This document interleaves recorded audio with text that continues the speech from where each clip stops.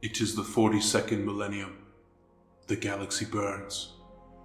For every world that knows peace, hundreds more know death, destruction, and war. But for now, we turn our attention to a sector that, for a time, has known the peace that is so hard to come by.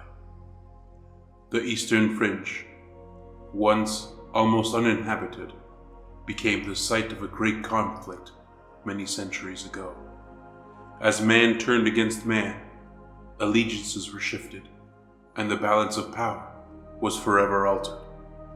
But in the time that followed, conflicts were relegated to mere border clashes between factions, as each world was a fortress in its own right. To risk total annihilation, to gain what would undoubtedly be a bombed-out wasteland once the fighting was over, would be a tactical folly of the highest degree. And so, life went on, territories grew, and generations would live and die in what was mostly an uneasy peace.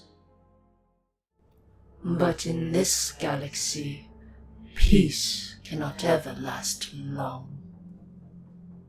Men, described as space marines, yet claimed by no chapter, flanked by knights clad in armor that ever shifted in the light, had been spotted in the Eastern Fringe. Probing attacks against each faction were recorded, and soon diplomatic channels would be silenced. That uneasy peace turned into what was inevitably going to be an all-out war. The Tau, holders of the most central part of the Fringe, and arguably progenitors of that uneasy peace that gripped the sector, found themselves unable to reason with these mystery soldiers.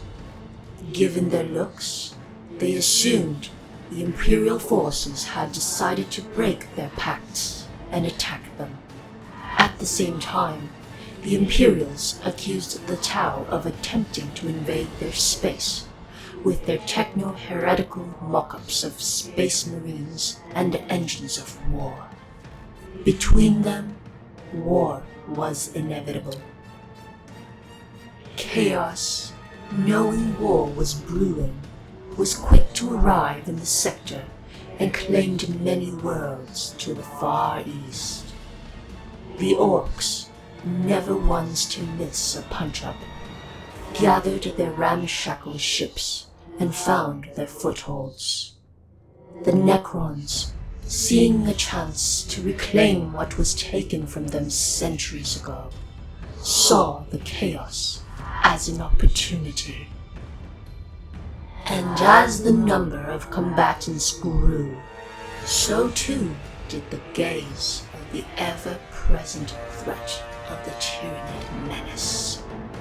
Gene stealers were dispatched, and cults began to grow. Only time will tell what their goals may be. And so, here we stand. War is inevitable. Allies have turned on each other. Hostile forces have gathered, and the mystery of these Space Marines remains unsolved.